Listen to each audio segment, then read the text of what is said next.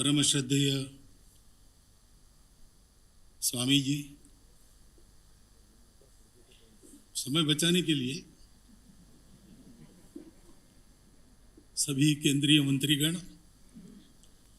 प्रज्ञा प्रवाह के इस द्वैवार्षिक लोक मंथन आयोजन कार्यक्रम के इस वर्ष के सभी संचालक गण, उपस्थित सभी स्वागत समिति के सदस्य, सुधीजन, माता भगिनी,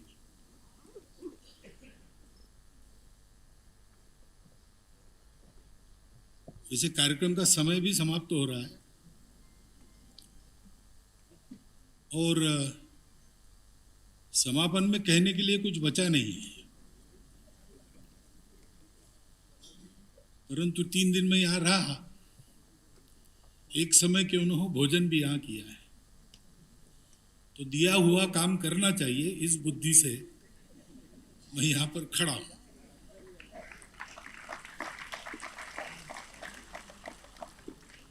लोक, सृष्टि और धर्म, इन तीनों के उत्पत्ति का समय समान है। ये साथ चलते हैं और प्रलय तक रहेंगे, इसलिए सनातन है।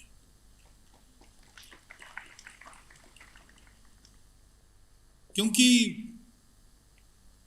ये तीनों साथ है तो अस्तित्व चलता है। एको हम बहुश्याम ऐसी इच्छा करके जो उत्पन्न हुआ है, जो अभी स्थित है और कभी आगे जाके लय भी जिसका होने वाला है, वो इन तीनों के सहारे चलता है। अब ये बात जब हम कहते, ऐसी बातें अगर हम कहते, तो अपरिचित व्यक्ति की पूछेगा कि आप भारत से आए हो क्या? क्योंकि ये बात हमारे पूर्वजों ने पहचानी है। बात तो सबकी है, ये कोई बपौती हमारी नहीं है, एक सत्य है। लेकिन इस सत्य को हमारे पूर्वजों ने पाया, क्योंकि उन्होंने खोजा, बाकी दुनिया ने खोजा नहीं, उन्होंने खोजना बंद कर दिया। अभी इतना सारा मंथन अपना हुआ कि इसके पहले भी ऐसे विचार हुए होंगे, तो सब में एक बात तो ये क्यों होता है? आनंद के लिए होता है, सुख के लिए होता है, संतोष के लिए होता है। उसकी राह में जड़ चेतन चराचर सृष्टि भटकती है। तो उस सुख को पाने के लिए सब लोग जाते हैं। अब कुछ पाना है, खोजना है, तो साधन तो अपने प्रकृति ने जो दिए हैं हमको, वो सब बाहर देखने वाले हैं। तो पहले तो बाहर ही खोजा जाता है। लेकिन बाहर खोजते हैं तो एक बात पता चलती है कि बाहर खोजने से मिलता नहीं, कभी लगता है मिला, लेकिन वो फीका पड़ जाता है। शाश्वत सुख नहीं मिलता, वो बाहर नहीं है। लेकिन सब कुछ बाहर का, बाहर देखने का दिया है, बाहर का खाने का दिया है, बाहर ही करने का दिया है, इसलिए उसमें रहना पड़ता है। तो रहते हैं, ऊब भी जाते हैं, उससे मुक्ति भी चाहते हैं। इस अवस्था में फिर रुक जाते हैं कि बस हो गया, यही है। मनुष्य जन्म लेगा, उसको कामनाएं वासनाएं दी है, उसको पूरा करने के लिए दौड़ता रहेगा। कभी ऊब कर बैठ जाएगा, विरक्त हो जाएगा, उड़ेगा मन में, आनंद संतोष तो मिलेगा नहीं, एक दिन मर जाएगा। ऐसा मानकर रुक जाते हैं। हमारे पूर्वज रुके नहीं, उन्होंने जो बाहर नहीं मिला तो अंदर खोजा, और फिर उनको ये बात मिली, अस्तित्व की एकता का सत्य उनको प्राप्त हुआ। और उनको ध्यान में आया कि जो कुछ है वो वही है, दूसरा कुछ नहीं है। उसको है इच्छा कि अलग अलग रूप में आविष्कार हो, इसलिए विविधता है। वो कुछ देर तक चलती है, उसके बाद एकता ही एकता है। इसलिए वो मिथ्या है। मिथ्या है ने झूठ नहीं, गलत नहीं, एक स्तर तक वो चलती है, उसके बाद नहीं चलती है। उसके बाद तो एकता ही एकता है। एकता शाश्वत है, पहले भी है, अभी भी है, बाद में भी रहेगी। विविधता में भी एकता है, खोजो तो, क्योंकि एकता ही से ही सारा हुआ है। ये दृष्टि हमारे पूर्वजों को मिली, और उससे ये भी पता चला कि एकता ही है तो सब अपना ही है। और ये भी पता चला कि सब सुखी होंगे तो ही हम सुखी होंगे। Maximum good of the maximum people, ऐसा होने के बाद भी जो मिनिमल बचेगा वो बाकी लोगों का जीना हराम करेगा, अगर अभाव में है तो वास्तव में सुख संतोष पाना है तो सर्वे भी सुखिनः सन्तु के सिवाय इलाज नहीं। अब ये उनको बोध हुआ, इसको व्यवहार में लाने के लिए जो उपकरण चाहिए वो बहुत बड़ा उपकरण चाहिए। उन्होंने उसके लिए भारत की निर्मित की। भारत बना कैसे? हमारा ये जीवन सनातन है, इतिहास ने आंखें खोली तब भी हम मिलते हैं, और तब जैसे मिले थे, आज कपड़े बदले हैं, खाना बदला होगा, कुछ बदला होगा, लेकिन अंदर का हम, अंदर के हम वैसे के वैसे आज भी मिलते हैं। दूसरे कहीं नहीं मिलते, यहां मिलते हैं।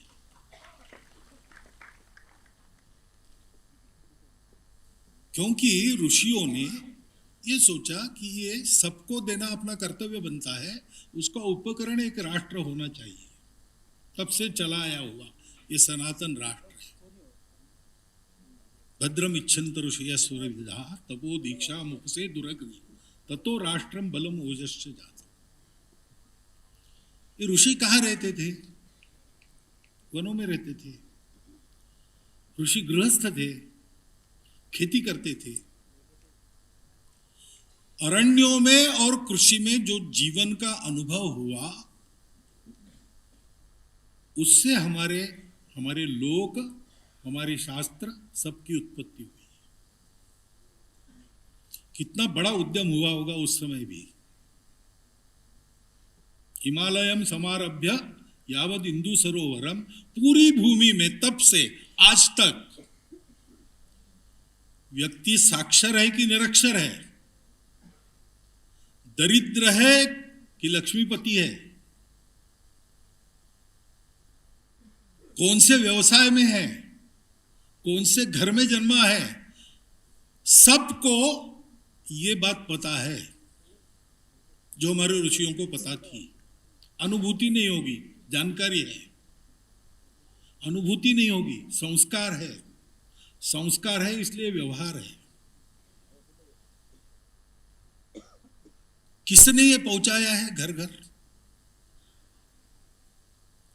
लोग अपने घर बार सहित गांव छोड़कर बाहर निकले।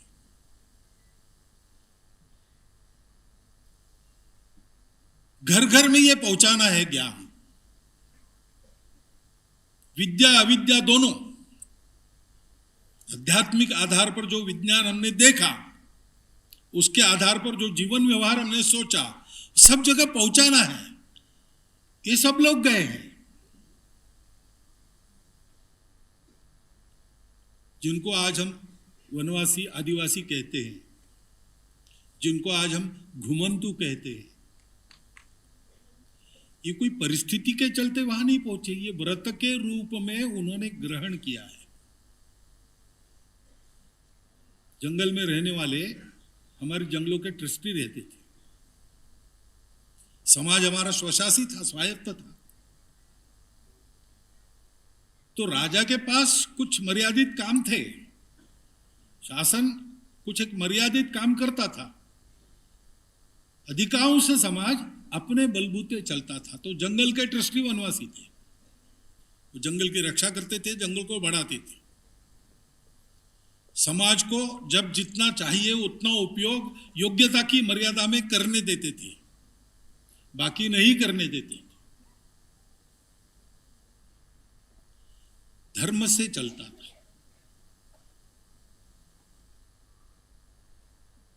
सुप्रीम कोर्ट के एक निवृत्त न्यायमूर्ति जी से मेरी बात हुई कुछ वर्ष पहले।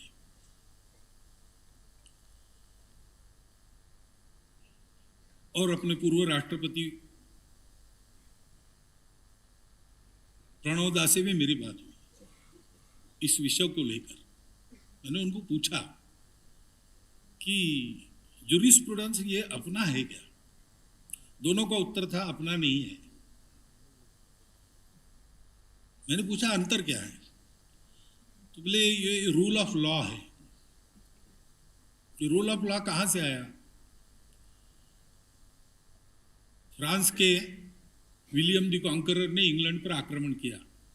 एंग्लो सैक्सन लोग वहां रहते थे, नॉर्मन और सैक्सन दो प्रकार की और जमातें थी। उनको नामोहरम करके इंग्लैंड कब्जे में आया, तो राज्य तो बन गया उसका, लेकिन बाकी प्रॉपर्टी तो सारी जनता के पास थी, पहले से जैसी थी। तो उस पर स्वामित्व अपना होना चाहिए, इसलिए विद्वान लोगों को खरीदकर उनकी मंडली को उन्होंने और विचार करने के लिए प्रवृत्त किया। उन्होंने एक बनाया रूल ऑफ लॉ। लॉ यानी king can do no wrong. हमारे देश में इन सारे संसाधनों पर समाज का स्वामित्व था, परंतु विदेशी शासक आए, खासकर अंग्रेज आए, तब ये सारा उन्होंने अपने हाथ में लिया, क्योंकि उनको यहां से माल ले जाना था, रेवेन्यू ले जाना था।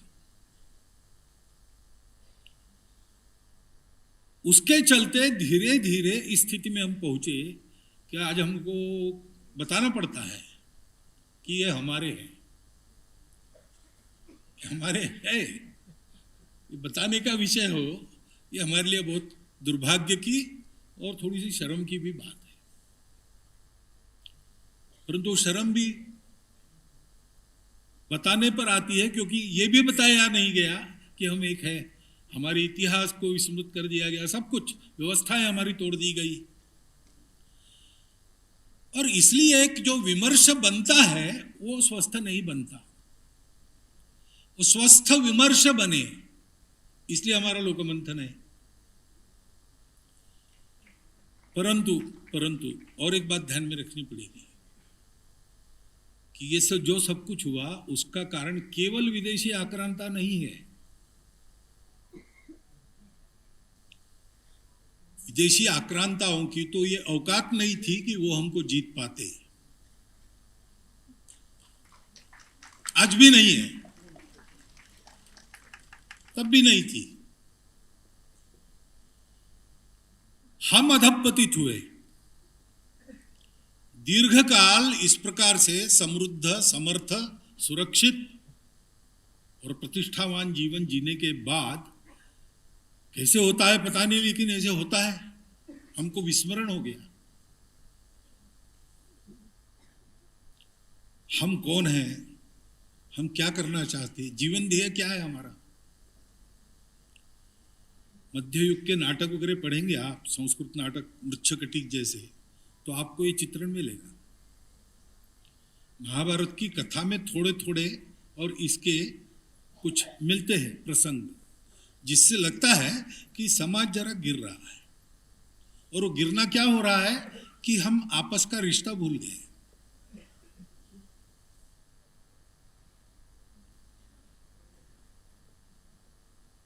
क्यों भूले? क्योंकि जीवन ध्येय भूले। ये जीवन ध्येय दिया था हमारे पूर्वजों ने कि हमारे राष्ट्र का निर्माण किस लिए है। एतद् देश प्रसूतस्य सकाशादग्र जन्मनात् स्वम स्वम चरित्रम शिक्षेरन पृथिव्याम सर्वमानव। ये सब साथ कैसे चलाना, भौतिक जीवन आध्यात्मिक आधार पर, अर्थ काम ठीक चले, मोक्ष भी मिले, इसलिए धर्म का अनुशासन तो है। धर्म क्या है? इतनी सारी विविधता है, लेकिन इसके एकता को मन में रखकर कैसे व्यवहार करना, ताकि सब अपने अपनी विविधता को सुरक्षित प्रतिष्ठित रखकर साथ मिलकर चले।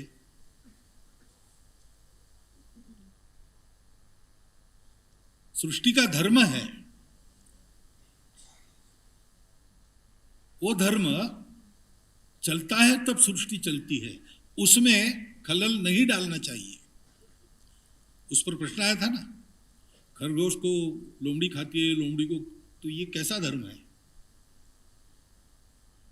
लेकिन ये चक्र है, वो भी बताया, ये चक्र है, उसी से चलता है। शिबिराणा की कथा में, और शिबिराजा के दरबार में वो कबूतर आता है, शिबिराजा उसको छुपा के रखता है, उसके पीछे बाज आता है और पूछता है वो कबूतर कहाँ है, खाना है। तो शिबिराजा कहता है नहीं, वो मेरी प्रजा है, मेरा आश्रय लिया है उसने, मैं नहीं खाने दूंगा, उसको बचाना मेरा धर्म है। तो वो बाज कहता है कि राजा तुम धर्म की बातें कर रहे हो, लेकिन प्रकृति ने मुझे धर्म दिया है, मैं उसको खाऊंगा। मेरा धर्म समाप्त करके तुम अपना धर्म रखना चाहते हो, ये धर्म नहीं है, ये धर्म है। और शिबिराणा कहता है कि तुम्हारी बात ठीक है, तुम्हारा वो धर्म है, मेरा ये धर्म है। तो रास्ता ऐसा है कि तुमको कबूतर ही खाना चाहिए, ऐसा नहीं मांस खाना है, तो कबूतर के वजन के बराबर मांस मेरे वहां का ले लो। अपना देकर धर्म की रक्षा करना सृष्टि का धर्म है। खेती में मेंढकों को काम है, वो कीड़े खाते हैं, तो फसल पर बीमारी नहीं आती। एक बार किसान गए विनोबा जी से मिलने, और उन्होंने कहा कि वो आजकल बीमारी बहुत हो गई फसल पर। तो विनोबा जी ने कहा और मेंढक बेचते जाओ, और मेंढक बेचते जाओ, क्योंकि वहां से लेबोरेटरी के लिए मेंढक पकड़कर दिए जाते थे। तो विनोबा जी का कहना था कि मेंढक के कारण वो कीड़े समाप्त होना बंद हो गया, क्योंकि मेंढकों को आपने दे दिया उधर, तो बीमारी बढ़ रही। अब मेंढक हिंसा कर रहा है कि नहीं, कीड़े खाकर हिंसा कर रहा है, लेकिन उस हिंसा के कारण बहुत सारी बातें बच जाती है। सृष्टि का धर्म है, उस चक्र को पहचान कर उसके साथ चलना, तो हम सब सुरक्षित रहते हैं, सृष्टि भी फलती फूलती है। हम इस प्रकार देते हैं, वो हमको देती है। इसका चक्र का उल्लेख हुआ यज्ञ चक्र, एवं प्रवर्तितम चक्रम नानुवर्तयते में बताया। ये सारा धर्म सिखाना दुनिया को, ये हमारा जो जीवन ध्येय था हम भूल गए। हमने अपने आप को मर्यादित कर लिया, इसलिए भूल गए इसलिए फिर संबंध टूट गए, संवेदनाएं बंद हो गई, स्वार्थ आ गया। और इसके चलते हमने ही धर्म के नाम पर बहुत अधर्म किया है। इसलिए स्वामी जी ने जब कहा कि प्रकृति, संस्कृति और विकृति, 3 आयामों में चलने वाला लोग प्रकृति के अनुसार संस्कृति की ओर बढ़े, लेकिन विकृति की ओर न जाए, ये भी देखना पड़ता है, वो देखा नहीं गया। इसके कारण हम दुर्बल हो गए और मुट्ठी भर लोगों के भक्ष बन गए। तो हमारा जो उद्यम है उसके 2 काम हो जाते हैं। संत तुकाराम महाराज हो गए, उन्होंने एक प्रसिद्ध उक्ति है उनकी, रात्रंदिना आम्हा युद्धाचा प्रसंग, अंतर्बाह्य जग आणि मन। रात्रंदिन हमको युद्ध का प्रसंग है, अंदर अपने से लड़ना है, बाहर दुनिया से लड़ना है। किसी ने कहा होगा कि आप तो हरिनाम जपते हैं, इतना अत्याचार चल रहा है, हाथ में तलवार लेके लड़ते उड़ते तो है नहीं। तो उन्होंने कहा हम भी लड़ते हैं, अंदर अपने से लड़ना पड़ता है, बाहर। हमारा कार्य ऐसा ही 2 धारा कार्य है। हमको अपने समाज की स्मृति को भी ठीक करना है, क्योंकि उसके क्षीणता के चलते ये सारी समस्याएं आज जो दिख रही, वो भी एक बार ये याद हो जाए कि हम एक ही है। जो महामहिम राष्ट्रपति जी ने यहां पर कहा, वनवासी, गिरिवासी, नगरवासी, ग्रामवासी हो, सब भारतवासी है। और ये केवल भावनिक आह्वान नहीं है, ये रोकड़ा सत्य है, बिल्कुल ये रोकड़ा सिद्ध है, सत्य है। ऐसे ही ये सत्य है कि संपूर्ण जीवन को पहचान कर उसका ठीक ठीक रखरखाव करने वाली जो संपूर्ण दृष्टि चाहिए वो भारत की दृष्टि है, बाकी किसी के पास वो नहीं है। अभी अभी जहां से हमने शुरू किया अंदर देखना, वहां पर विज्ञान पहुंच गया उस दहलीज तक। आजकल कुछ शास्त्रज्ञ ऐसा कह रहे हैं कि everything started with the pre existing universal consciousness, यहां तक वो आ गए। अभी तक कणों की बात करते थे, जड़ता की बात करते थे, अब कह रहे जड़ता भी उपजी। पहले कहते थे कि चैतन्य उपजा जड़ता से, अब कहने लगे हैं कि नहीं, जड़ता का भी निर्माण हुआ चैतन्य से, और वो पहले से था और वो विश्वव्यापी है। अब ये उनका गणित कहता, उनकी थ्योरी कहती, इसकी अनुभूति उनके पास नहीं है। उस अनुभूति को रखने वाले आज भी भारतवर्ष में जगह जगह मिलते हैं। उनकी एडवर्टाइजमेंट एजेंसीज वगैरह नहीं है, लेकिन वो है और लोगों को उपलब्ध रहते। हमको ये करना है कि हमको भारत के इस विस्मृत अस्मिता को फिर से परिचित कराना है। तो ये बातें तो हो चुकी है, परंतु बात है हमारे लिए कठिनाई सबसे बड़ी ये है कि हम भी जो पले बढ़े हैं वो उसी पद्धति में पले बढ़े हैं जो इसकी विस्मृति कराती है। इसलिए कभी भी हम भी कहते कि भारत का तत्वज्ञान विज्ञान सम्मत है। हमको विचार उल्टा करना चाहिए, विज्ञान भारत के तत्व से सम्मति पाकर रहे कि नहीं, वो दिन आने वाले हैं। धर्म अपना विज्ञान सम्मत है क्या? मैं कहता हूं कि विज्ञान धर्म सम्मत है कि नहीं। आर्टिफिशियल इंटेलिजेंस, आज वैज्ञानिक भी कह रहे हैं कि है तो सही, लेकिन इसके एथिक्स, तो एथिक्स की बात तो पहले आती है। शक्ति किसके हाथ में है? आपको आज सुबह ही बताया, विद्या विवादाय धनम मदाय। तो खलता और साधुता, फर्क इसका है। साधन सबके लिए है, कौन पाता है? उपयोग करने वाले की बुद्धि कैसी है, हृदय कैसा है। उस बुद्धि को, हृदय को तैयार करने वाला भारत का विचार है।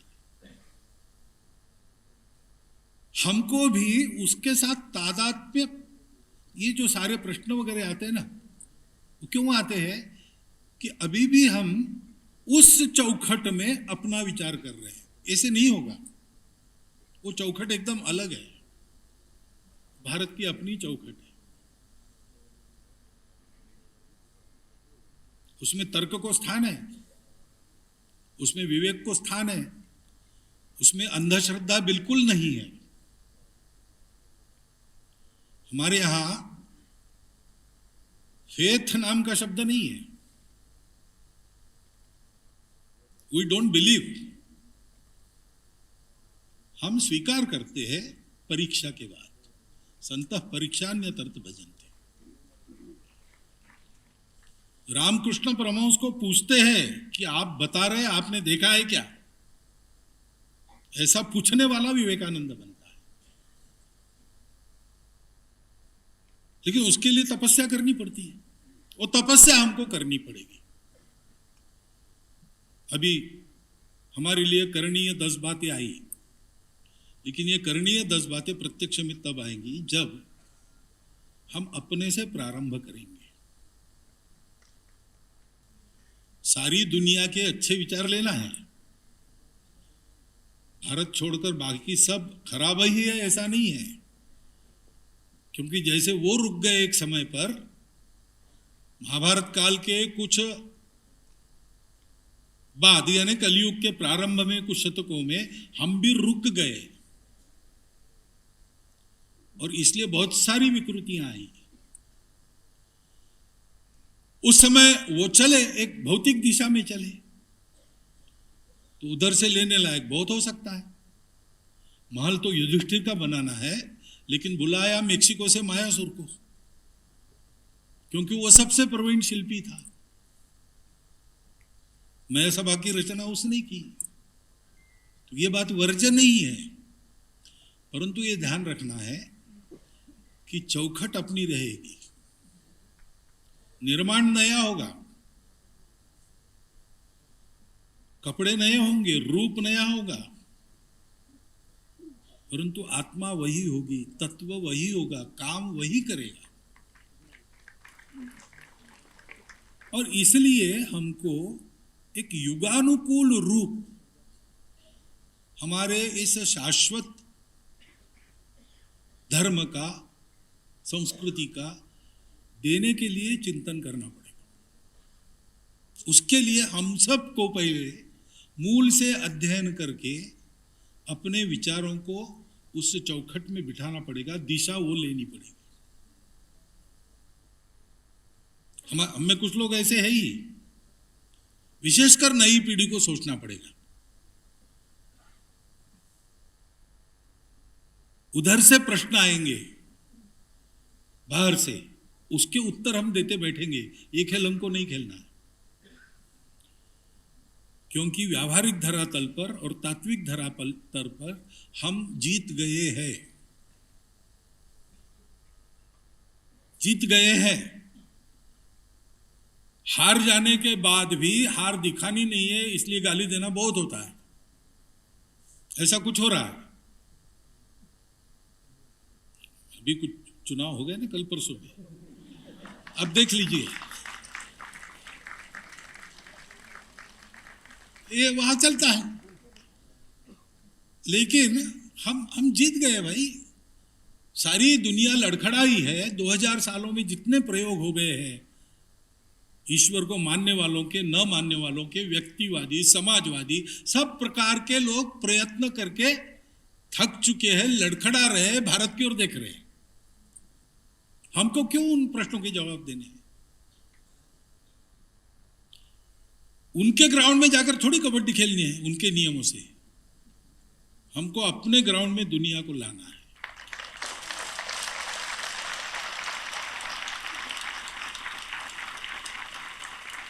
इस दृष्टि से हम समझ लें, हम तन्मय हो जाए, हम समझ जाए, क्योंकि ये सत्य ऐसा है, वो तन्मयता से ही मिलता है, और वो तन्मयता आत्मीयता से ही आती है।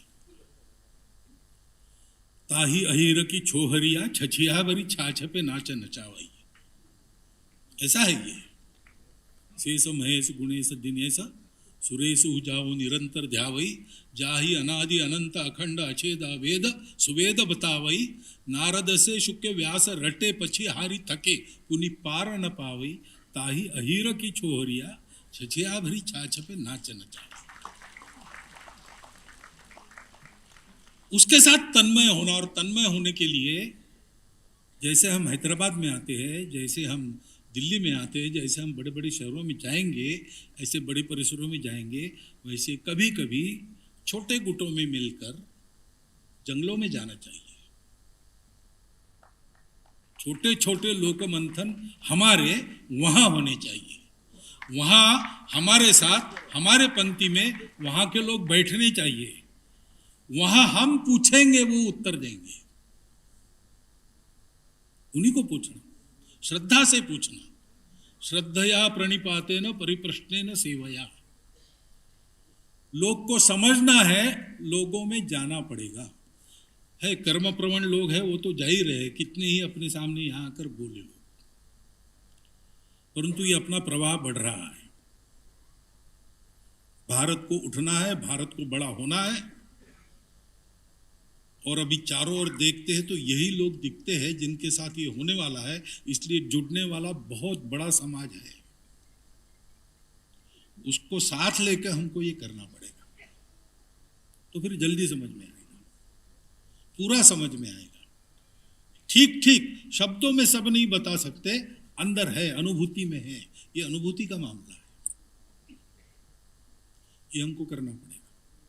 और ये ध्यान रखना पड़ेगा कि अनुभूति हमको बताती है कि इस विश्व में हम किसी के शत्रु नहीं, कोई हमारा शत्रु नहीं है। आक्रामक आए, उन्होंने कुछ किया, ठीक है, हम मार नहीं खाएंगे, हम हानि नहीं करने देंगे अपनी, हम प्रतिकार करेंगे, लड़ेंगे। जिसको वो परीक्षा करनी है वो कर ले, परंतु हम किसी से लड़ते नहीं। उदयनंद नाम का राजपुत्र, उसकी कहानी है केरल में। पिताजी ने भेजा उसको, जाओ भाई सीख के आओ, तुमको प्रजा की रक्षा करनी है बाद में। तो आचार्य परशुराम जी की शस्त्र विद्या अस्त्र विद्या सिखाने वाले 21 आचार्यों का गुरुकुल था। वहाँ जाके वो पढ़ा 12 साल, बहुत मनोयोग से सारा सीख लिया। परीक्षा के लिए आया रंगशाला में, 20 आचार्य प्रधान आचार्य को आगे करके बैठे थे। पूछा उसने, परीक्षा लीजिए। तो प्रधान आचार्य ने पूछा कि परीक्षा लेते हैं, लेकिन क्या क्या परीक्षा ले, तुम्हारी कितना सीखो हो तुम 12 साल में?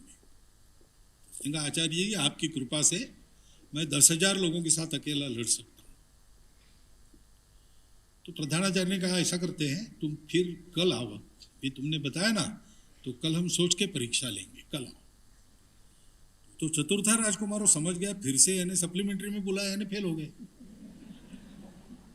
तो सोचा उसने रात भर मेरी क्या गलती हो गई। फिर दूसरे दिन जाके कहा कि हाँ, वो कल जरा मैं ज़्यादा ही बड़बड़ा गया, 10,000 लोगों से लड़ना नहीं पड़ता, क्योंकि 10,000 लोग मार नहीं सकते, घेर कर भी मारेंगे आपस में ही टकरा जाएंगे। 10,000 कहाँ मार सकते एक आदमी?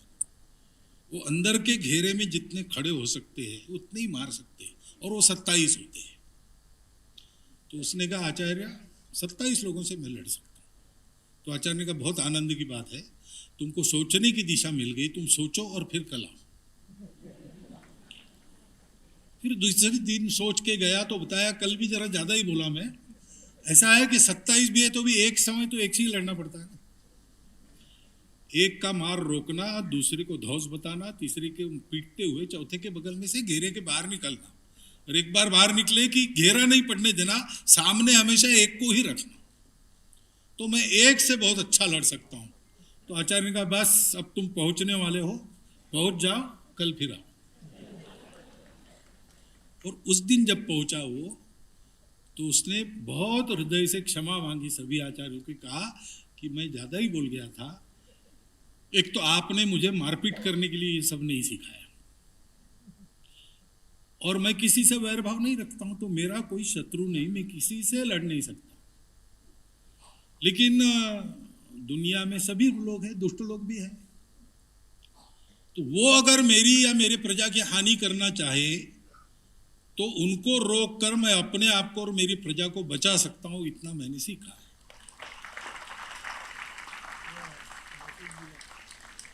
हमको अपने विमर्श को गढ़ने में सकारात्मकता ही बरतनी चाहिए, क्योंकि हारी हुई दुनिया के प्रश्नों के क्या उत्तर देने हैं, उनके आक्षेपों को क्या गिनना है? वो तो अपने लोगों को समझाना पड़ेगा, उतना बताना। लेकिन ये कैसा खराब है, वो कैसा खराब है, ये बताने की जरूरत नहीं। दो ही जगह बताना पड़ता है, किसी ने किसी के मन में कुछ भर दिया है, उसको निकालने के लिए बताना पड़ता है, और किसी बात के कारण हानि हो रही, वो बात लोग छोड़ दे इसलिए कुछ बताना पड़ता है। ये दो प्रसंग छोड़कर बाकी जगह हमको गलती किसकी क्या है ये बताने की जरूरत नहीं, सही क्या है ये बताना है। ऐसा विमर्श हमको गढ़ना पड़ेगा, क्योंकि आज सारे विश्व को प्रतीक्षा है, और विश्व के जो नेतृत्व करने वाले लोग हैं उनको कितनी है क्या, उनको भी है, लेकिन उनके फिर वेस्टेड इंटरेस्ट वगैरह सारी बातें रहती है। लेकिन समाजों में जाते हैं तो वहां उत्सुकता है, ये अनुभव आता है। लोग आते हैं मिलने के लिए, लोग पूछते हैं, देखकर अभिभूत होकर जाते हैं, उनको ये उत्सुकता है, उनको भारत से रास्ता चाहिए, भारत को अपना रास्ता पूरा पता हो जाए ठीक ठीक। इसके लिए हमको काम करना है, उसके लिए ठीक से विमर्श बने, इसलिए मंथन होना है। क्योंकि जैसा मैंने कहा, महाराज जी ने भी कहा कि दही जैसा जम गया है, कठोर हुआ है। कुछ लोग हैं वो कहते हैं भंडा फोड़ दो, दही को फेंक दो। दही फेंक दिया तो मट्ठा भी नहीं बनेगा, कुछ भी नहीं रहेगा। बाकी घड़ों में तो केवल मदिरा ही मदिरा है, दही तो मिलने वाला है नहीं। इसी दही को मथना पड़ेगा, नवनीत सबको देना पड़ेगा, मट्ठे का उपयोग सबके स्वास्थ्य को ठीक करने के लिए करना पड़ेगा। तो ये मंथना हमको करना है, और बाकी चिंता मत कीजिए। मंथन से अमृत निकलेगा, वही देना है। हलाल निकलता है, निकलेगा, लेकिन अपने स्वार्थ की होली जलाकर, अपने आशाओं को, अपने मोह को चिताओं पर जलाकर जो लोग घर छोड़ के निकले हैं, वो शिव रूप में उस हलाल को प्राशन कर लेंगे, पचा भी लेंगे। ऐसा वर्ग अपनी पूर्वजों की कृपा से अनेक रूपों में आज भारत में विद्यमान है। वो है इसलिए सब चल रहा है, वो अपना काम कर रहा है। हम ये अमृत निकालकर सबको देना, मृत्यु के कगार पर पहुंची हुई मानवता को अमरता प्रदान करने वाला भारत खड़ा करना, इसके लिए इस अपने काम को ठीक तरह से करे, इसकी आवश्यकता है। बाकी सारी ज्ञान की बातें विद्वान लोगों ने और आज के महनीय वक्ताओं ने आपके सामने रख दी है। मैं एक काम करता हूं जिसमें जमीन पर काम करना होता है, और वैसे भी मैं जानवरों का डॉक्टर हूं, इसलिए मुझे तो करने की बातें ज़्यादा भाती है, ज़्यादा समझती है। तो मेरी बुद्धि से करने के लिए कुछ बातें मेरे मन में आई, वो मैंने आपके सामने रख दी है। इसका आप ठीक से उपयोग करेंगे अगर योग गलगे तो। ऐसी आशा और विश्वास के साथ आपको धन्यवाद देता हुआ, क्योंकि इन 4 दिनों में मेरी भी बहुत ज्ञान वृद्धि हुई है, उसके लिए कृतज्ञता भी व्यक्त करता हूँ, आपका धन्यवाद करता हूँ और मेरे 4 शब्द समाप्त करता हूँ।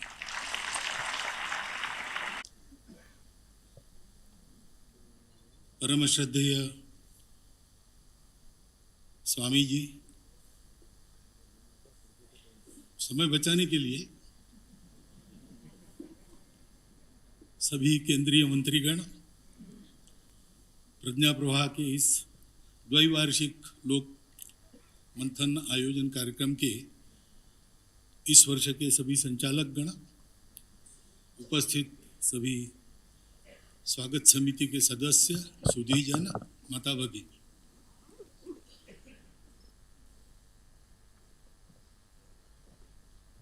जैसे कार्यक्रम का समय भी समाप्त हो रहा है और समापन में कहने के लिए कुछ बचा नहीं है, परंतु 3 दिन में यहाँ रहा, एक समय क्यों न हो भोजन भी यहाँ किया है, तो दिया हुआ काम करना चाहिए। इस बुद्धि से मैं यहाँ पर खड़ा हूँ।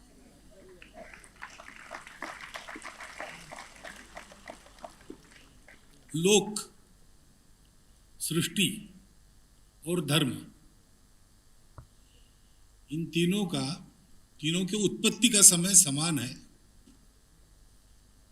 ये साथ चलते हैं और प्रलय तक रहेंगे, इसलिए सनातन है।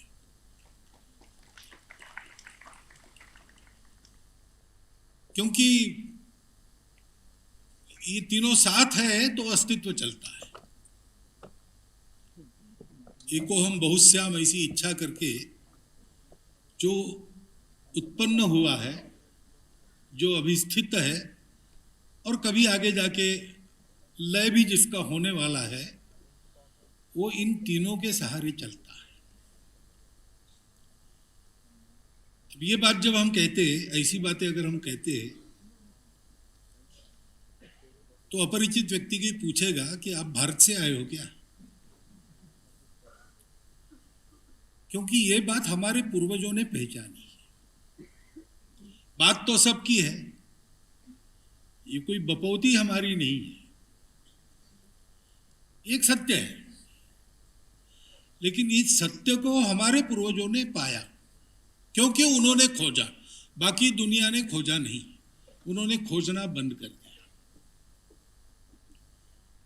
अभी इतना सारा मंथन अपना हुआ कि इसके पहले भी ऐसे विचार हुए होंगे, तो सब में एक बात तो ये क्यों होता है? आनंद के लिए होता है, सुख के लिए होता है, संतोष के लिए होता है। उसकी राह में जड़ चेतन चराचर सृष्टि भटकती है। तो उस सुख को पाने के लिए सब लोग जाते हैं। अब कुछ पाना है, खोजना है, तो साधन तो अपने प्रकृति ने जो दिए हैं हमको, वो सब बाहर देखने वाले हैं। तो पहले तो बाहर ही खोजा जाता है, लेकिन बाहर खोजते हैं तो एक बात पता चलती है कि बाहर खोजने से मिलता नहीं, कभी लगता है मिला, लेकिन वो फीका पड़ जाता है, शाश्वत सुख नहीं मिलता, वो बाहर नहीं है। लेकिन सब कुछ बाहर का, बाहर देखने का दिया है, बाहर का खाने का दिया है, बाहर ही करने का दिया है, इसलिए उसमें रहना पड़ता है। तो रहते हैं, ऊब भी जाते हैं, उससे मुक्ति भी चाहते हैं। इस अवस्था में फिर रुक जाते हैं कि बस हो गया, यही है। मनुष्य जन्म लेगा, उसको कामनाएं वासनाएं दी है, उसको पूरा करने के लिए दौड़ता रहेगा। कभी ऊब कर बैठ जाएगा, विरक्त हो जाएगा, उड़ेगा मन में, आनंद संतोष तो मिलेगा नहीं, एक दिन मर जाएगा। ऐसा मानकर रुक जाते हैं। हमारे पूर्वज रुके नहीं, उन्होंने जो बाहर नहीं मिला तो अंदर खोजा, और फिर उनको ये बात मिली, अस्तित्व की एकता का सत्य उनको प्राप्त हुआ। और उनको ध्यान में आया कि जो कुछ है वो वही है, दूसरा कुछ नहीं है। उसको है इच्छा कि अलग अलग रूप में आविष्कार हो, इसलिए विविधता है। वो कुछ देर तक चलती है, उसके बाद एकता ही एकता है। इसलिए वो मिथ्या है। मिथ्या है ने झूठ नहीं, गलत नहीं, एक स्तर तक वो चलती है, उसके बाद नहीं चलती है। उसके बाद तो एकता ही एकता है। एकता शाश्वत है, पहले भी है, अभी भी है, बाद में भी रहेगी। विविधता में भी एकता है, खोजो तो, क्योंकि एकता ही से ही सारा हुआ है। ये दृष्टि हमारे पूर्वजों को मिली, और उससे ये भी पता चला कि एकता ही है तो सब अपना ही है। और ये भी पता चला कि सब सुखी होंगे तो ही हम सुखी होंगे। Maximum good of the maximum people, ऐसा होने के बाद भी जो मिनिमल बचेगा वो बाकी लोगों का जीना हराम करेगा, अगर अभाव में है तो वास्तव में सुख संतोष पाना है तो सर्वे भी सुखिनः सन्तु के सिवाय इलाज नहीं। अब ये उनको बोध हुआ, इसको व्यवहार में लाने के लिए जो उपकरण चाहिए वो बहुत बड़ा उपकरण चाहिए। उन्होंने उसके लिए भारत की निर्मित की। भारत बना कैसे? हमारा ये जीवन सनातन है, इतिहास ने आंखें खोली तब भी हम मिलते हैं, और तब जैसे मिले थे, आज कपड़े बदले हैं, खाना बदला होगा, कुछ बदला होगा, लेकिन अंदर का हम, अंदर के हम वैसे के वैसे आज भी मिलते हैं। दूसरे कहीं नहीं मिलते, यहां मिलते हैं।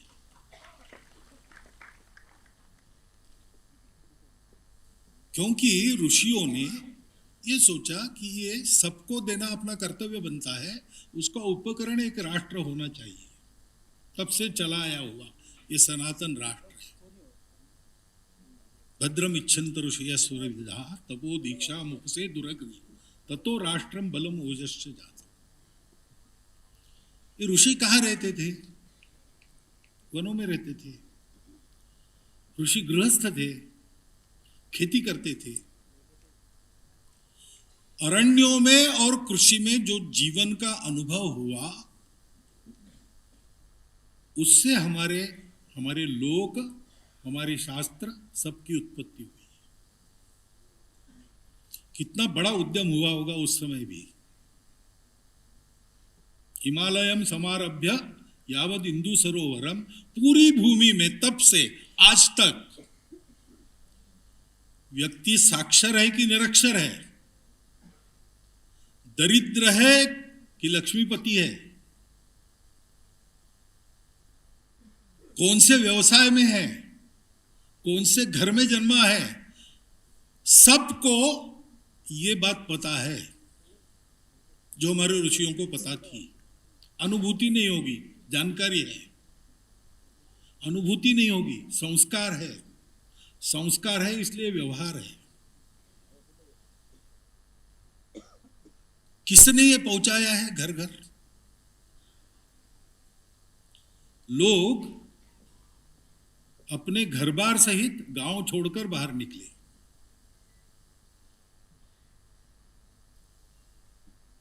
घर घर में ये पहुंचाना है ज्ञान।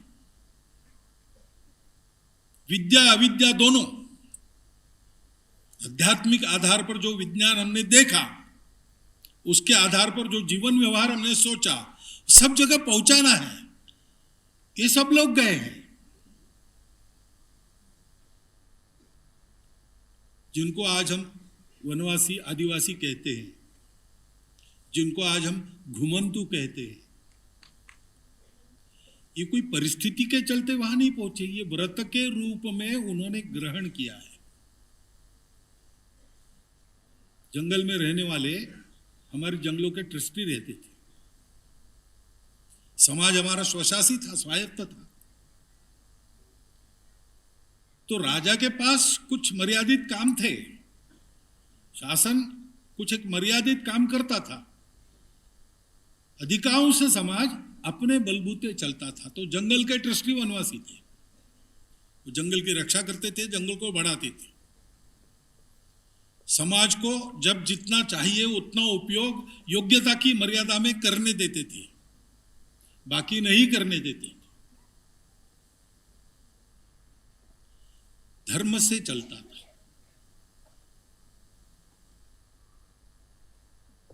सुप्रीम कोर्ट के एक निवृत्त न्यायमूर्ति जी से मेरी बात हुई कुछ वर्ष पहले।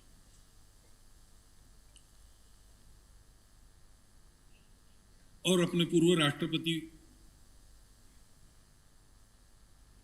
प्रणव दा से भी मेरी बात हुई इस विषय को लेकर। मैंने उनको पूछा कि जूरिस्प्रूडेंस ये अपना है क्या? दोनों का उत्तर था अपना नहीं है। मैंने पूछा अंतर क्या है? तो बोले ये रूल ऑफ लॉ है। ये रूल ऑफ लॉ कहां से आया? फ्रांस के विलियम द कॉन्करर ने इंग्लैंड पर आक्रमण किया। एंग्लो सैक्सन लोग वहां रहते थे।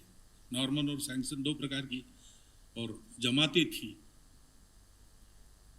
उनको नामोहरम करके इंग्लैंड कब्जे में आया।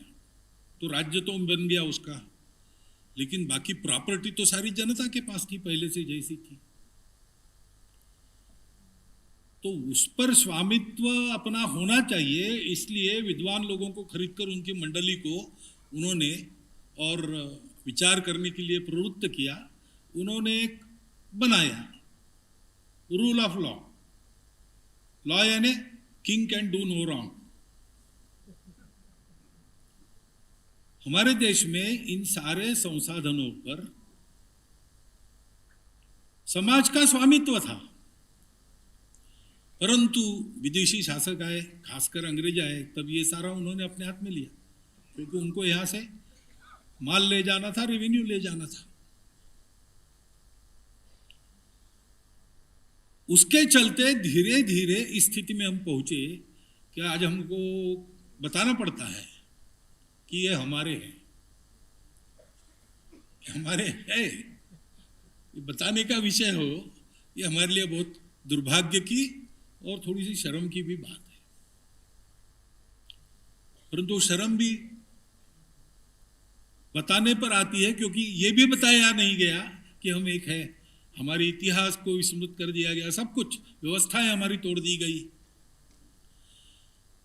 और इसलिए एक जो विमर्श बनता है वो स्वस्थ नहीं बनता, वो स्वस्थ विमर्श बने, इसलिए हमारा लोकमंथन है। परंतु और एक बात ध्यान में रखनी पड़ेगी कि ये सब कुछ हुआ उसका कारण केवल विदेशी आक्रांता नहीं है। विदेशी आक्रांताओं की तो ये औकात नहीं थी कि वो हमको जीत पाते, आज भी नहीं है, तब भी नहीं थी। हम अधपतित हुए। दीर्घकाल इस प्रकार से समृद्ध, समर्थ, सुरक्षित और प्रतिष्ठावान जीवन जीने के बाद कैसे होता है पता नहीं, लेकिन ऐसे होता है, हमको विस्मरण हो गया। हम कौन हैं, हम क्या करना चाहते हैं, जीवन ध्येय क्या है हमारा। मध्य युग के नाटक वगैरह पढ़ेंगे आप, संस्कृत नाटक मृच्छकटिक जैसे, तो आपको ये चित्रण मिलेगा। महाभारत की कथा में थोड़े थोड़े और इसके कुछ मिलते हैं प्रसंग, जिससे लगता है कि समाज जरा गिर रहा है। और वो गिरना क्या हो रहा है कि हम आपस का रिश्ता भूल गए।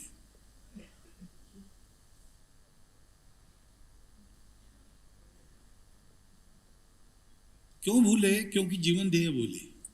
ये जीवन ध्येय दिया था हमारे पूर्वजों ने कि हमारे राष्ट्र का निर्माण किस लिए है। एतद् देश प्रसूतस्य सकाशादग्र जन्मनात् स्वम स्वम चरित्रम शिक्षेरन पृथिव्याम सर्वमानव। ये सब साथ कैसे चलाना, भौतिक जीवन आध्यात्मिक आधार पर, अर्थ काम ठीक चले, मोक्ष भी मिले, इसलिए धर्म का अनुशासन तो है। धर्म क्या है? इतनी सारी विविधता है, लेकिन इसके एकता को मन में रखकर कैसे व्यवहार करना ताकि सब अपने अपनी विविधता को सुरक्षित प्रतिष्ठित रखकर साथ मिलकर चले।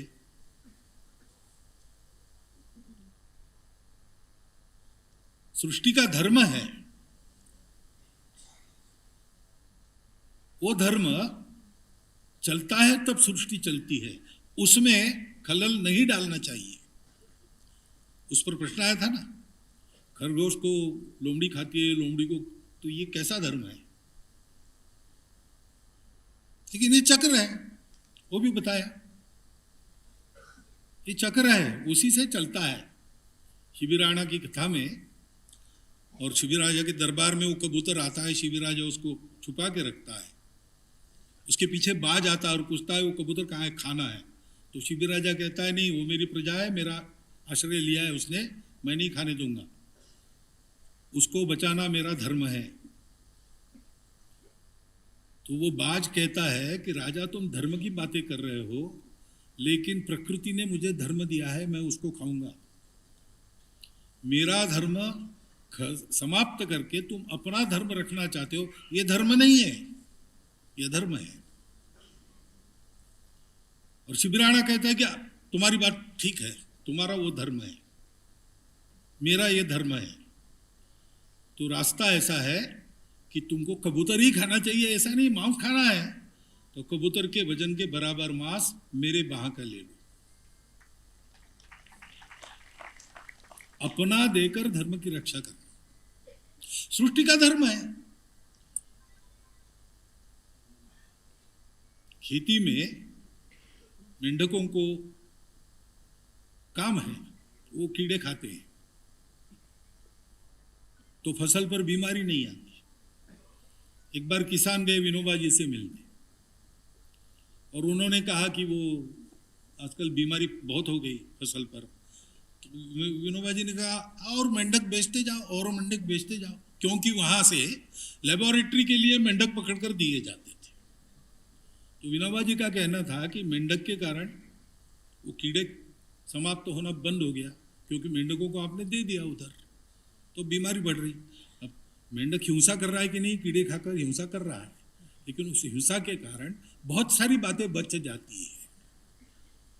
सृष्टि का धर्म है, उस चक्र को पहचान कर उसके साथ चलना, तो हम सब सुरक्षित रहते हैं, सृष्टि भी फलती फूलती है। हम इस प्रकार देते हैं, वो हमको देती है। इसका चक्र का उल्लेख हुआ यज्ञ चक्र, एवं प्रवर्तितम चक्रम नानुवर्तयते में बताया। ये सारा धर्म सिखाना दुनिया को, ये हमारा जो जीवन ध्येय था हम भूल गए। हमने अपने आप को मर्यादित कर लिया इसलिए भूल गए इसलिए फिर संबंध टूट गए, संवेदनाएं बंद हो गई, स्वार्थ आ गया। और इसके चलते हमने ही धर्म के नाम पर बहुत अधर्म किया है। इसलिए स्वामी जी ने जब कहा कि प्रकृति, संस्कृति और विकृति, 3 आयामों में चलने वाला लोग प्रकृति के अनुसार संस्कृति की ओर बढ़े लेकिन विकृति की ओर न जाए, ये भी देखना पड़ता है, वो देखा नहीं गया। इसके कारण हम दुर्बल हो गए और मुट्ठी भर लोगों के भक्ष बन गए। तो हमारा जो उद्यम है उसके 2 काम हो जाते हैं। संत तुकाराम महाराज हो गए, उन्होंने एक प्रसिद्ध उक्ति है उनकी, रात्रंदिना आम्हा युद्धाचा प्रसंग, अंतर्बाह्य जग आणि मन। रात्रंदिन हमको युद्ध का प्रसंग है, अंदर अपने से लड़ना है, बाहर दुनिया से लड़ना है। किसी ने कहा होगा कि आप तो हरिनाम जपते हैं, इतना अत्याचार चल रहा है, हाथ में तलवार लेके लड़ते उड़ते तो है नहीं। तो उन्होंने कहा हम भी लड़ते हैं, अंदर अपने से लड़ना पड़ता है, बाहर। हमारा कार्य ऐसा ही 2 धारा कार्य है। हमको अपने समाज की स्मृति को भी ठीक करना है, क्योंकि उसके क्षीणता के चलते ये सारी समस्याएं आज जो दिख रही, वो भी एक बार ये याद हो जाए कि हम एक ही है। जो महामहिम राष्ट्रपति जी ने यहां पर कहा, वनवासी, गिरिवासी, नगरवासी, ग्रामवासी हो, सब भारतवासी है।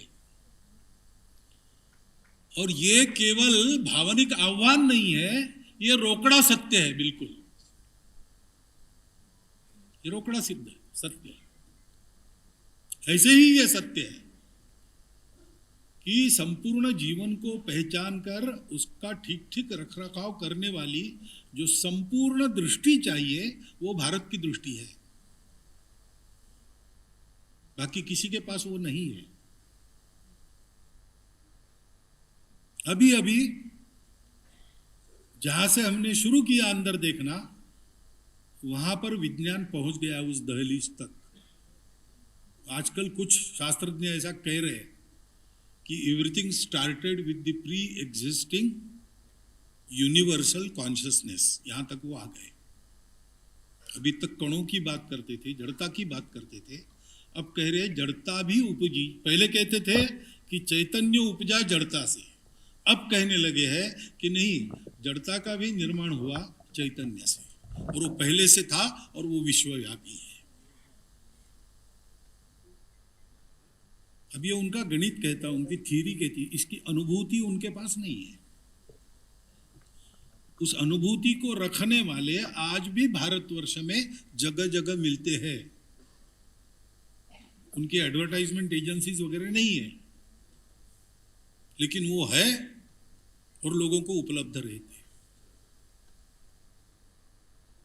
हमको ये करना है कि हमको भारत के इस विस्मृत अस्मिता को फिर से परिचित कराना है। तो ये बातें तो हो चुकी है, परंतु बात है हमारे लिए एक कठिनाई सबसे बड़ी ये है कि हम भी जो पले बढ़े हैं वो उसी पद्धति में पले बढ़े हैं जो इसकी विस्मृति कराती है। इसलिए कभी भी हम भी कहते कि भारत का तत्वज्ञान विज्ञान सम्मत है।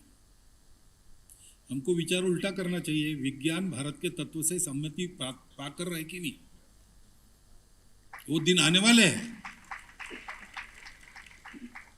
धर्म अपना विज्ञान सम्मत है क्या? मैं कहता हूं कि विज्ञान धर्म सम्मत है कि नहीं? आर्टिफिशियल इंटेलिजेंस, आज वैज्ञानिक भी कह रहे हैं कि है तो सही, लेकिन इसके एथिक्स, तो एथिक्स की बात तो पहले आती है। शक्ति किसके हाथ में है? आपको आज सुबह ही बताया, विद्या विवादाय धनम मदाय। तो खलता और साधुता, फर्क इसका है। साधन सबके लिए है, कौन पाता है? उपयोग करने वाले की बुद्धि कैसी है, हृदय कैसा है, उस बुद्धि को, हृदय को तैयार करने वाला भारत का विचार है। हमको भी उसके साथ तादात्म्य, ये जो सारे प्रश्न वगैरह आते हैं ना, वो क्यों आते हैं? कि अभी भी हम उस चौखट में अपना विचार कर रहे हैं। ऐसे नहीं होगा, वो चौखट एकदम अलग है, भारत की अपनी चौखट है। उसमें तर्क को स्थान है, उसमें विवेक को स्थान है, उसमें अंधश्रद्धा बिल्कुल नहीं है। हमारे यहां फेथ नाम का शब्द नहीं है। वी डोंट बिलीव, हम स्वीकार करते हैं परीक्षा के बाद। संतः परीक्षान्यतर्थ भजन्ते। रामकृष्ण परमहंस को पूछते हैं कि आप बता रहे, आपने देखा है क्या? ऐसा पूछने वाला विवेकानंद बनता है।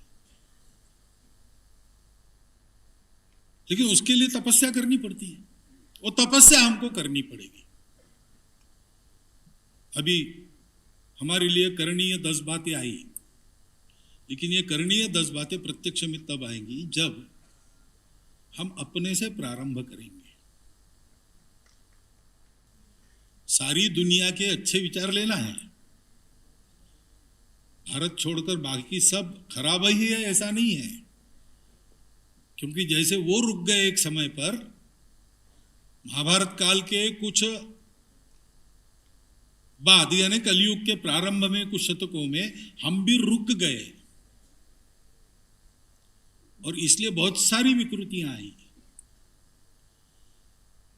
उस समय वो चले, एक भौतिक दिशा में चले, तो उधर से लेने लायक बहुत हो सकता है।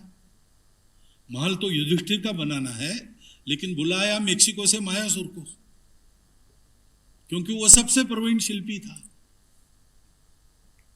मैं सभा की रचना उसने की, तो ये बात वर्जन नहीं है, परंतु ये ध्यान रखना है कि चौखट अपनी रहेगी, निर्माण नया होगा, कपड़े नए होंगे, रूप नया होगा, परंतु आत्मा वही होगी, तत्व वही होगा, काम वही करेगा।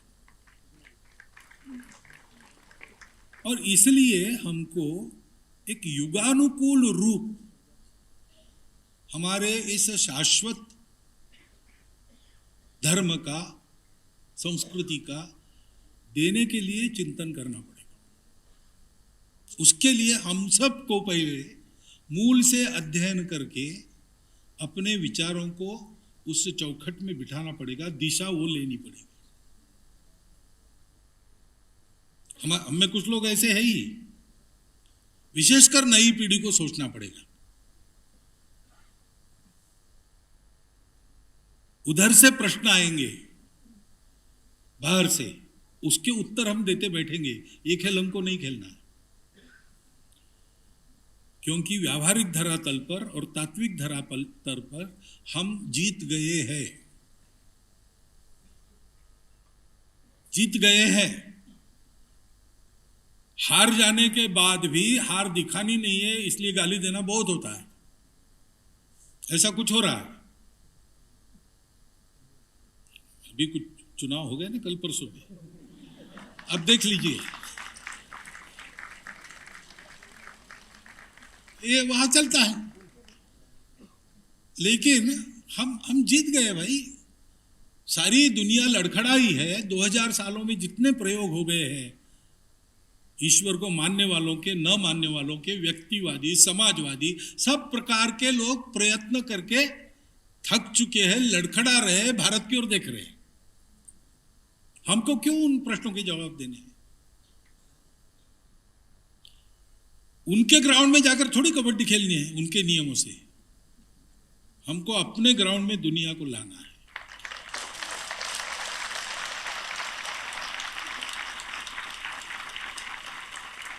इस दृष्टि से हम समझ लें, हम तन्मय हो जाए, हम समझ जाए, क्योंकि ये सत्य ऐसा है, वो तन्मयता से ही मिलता है, और वो तन्मयता आत्मीयता से ही आती है। ताही अहीर की छोहरिया छछिया भरी छाछ पे नाच नचावई, ऐसा है ये। शेष महेश गुणेश दिनेश सुरेश जाओ निरंतर ध्यावई, जाहि अनादि अनंत अखंड अछेद वेद सुवेद बतावई, नारद से शुक्र व्यास रटे पछी हारी थके पुनि पार न पावई, ताही अहीर की छोहरिया छछिया भरी छाछ पे नाच नचावई। उसके साथ तन्मय होना, और तन्मय होने के लिए जैसे हम हैदराबाद में आते हैं, जैसे हम दिल्ली में आते हैं, जैसे हम बड़े बड़े शहरों में जाएंगे, ऐसे बड़े परिसरों में जाएंगे, वैसे कभी कभी छोटे गुटों में मिलकर जंगलों में जाना चाहिए। छोटे छोटे लोक मंथन हमारे वहाँ होने चाहिए। वहाँ हमारे साथ, हमारे पंक्ति में वहाँ के लोग बैठने चाहिए। वहां हम पूछेंगे, वो उत्तर देंगे। उन्हीं को पूछना, श्रद्धा से पूछना। श्रद्धया प्रणिपातेन परिप्रश्नेन सेवया। लोग को समझना है, लोगों में जाना पड़ेगा।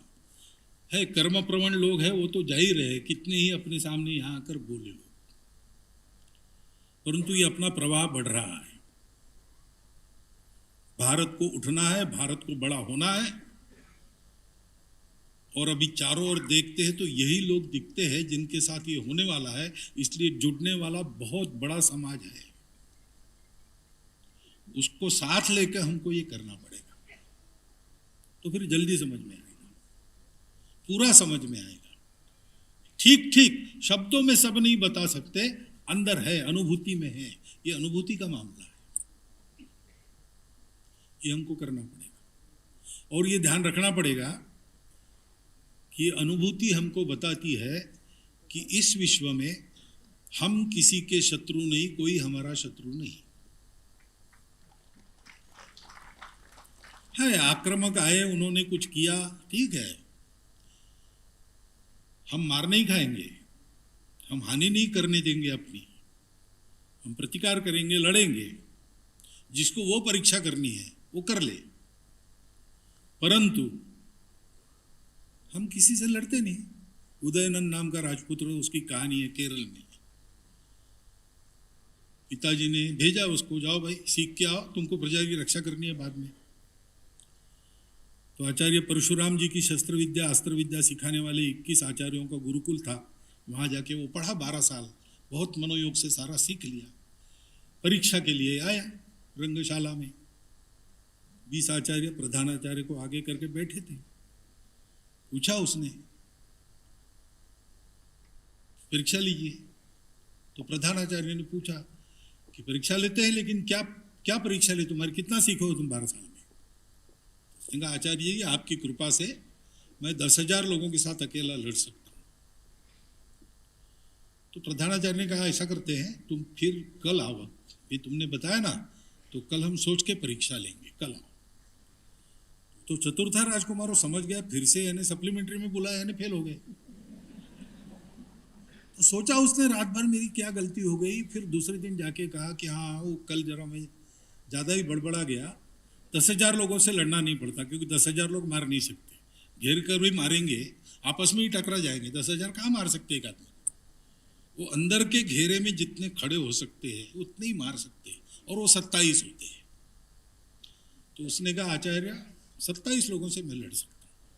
तो आचार्य ने कहा बहुत आनंद की बात है, तुमको सोचने की दिशा मिल गई, तुम सोचो और फिर कल आओ। फिर दूसरे दिन सोच के गया तो बताया कल भी जरा ज्यादा ही बोला मैं, ऐसा है कि 27 भी है तो भी एक समय तो एक से ही लड़ना पड़ता है ना। एक का मार रोकना, दूसरे को धौंस बताना, तीसरे के पीटते हुए चौथे के बगल में से घेरे के बाहर निकलना, और एक बार बाहर निकले कि घेरा नहीं पड़ने देना, सामने हमेशा एक को ही रखना। तो मैं एक से बहुत अच्छा लड़ सकता हूं। तो आचार्य ने कहा बस अब तुम पहुंचने वाले हो, पहुंच जाओ, कल फिर आओ। और उस दिन जब पहुंचा वो, तो उसने बहुत हृदय से क्षमा मांगी सभी आचार्यों की, कहा कि मैं ज्यादा ही बोल गया था, एक तो आपने मुझे मारपीट करने के लिए ये सब नहीं सिखाया, और मैं किसी से वैर भाव नहीं रखता हूं, तो मेरा कोई शत्रु नहीं, मैं किसी से लड़ नहीं सकता। लेकिन दुनिया में सभी लोग हैं, दुष्ट लोग भी हैं, तो वो अगर मेरी या मेरे प्रजा की हानि करना चाहे तो उनको रोक कर मैं अपने आप को और मेरी प्रजा को बचा सकता हूं, इतना मैंने सीखा है।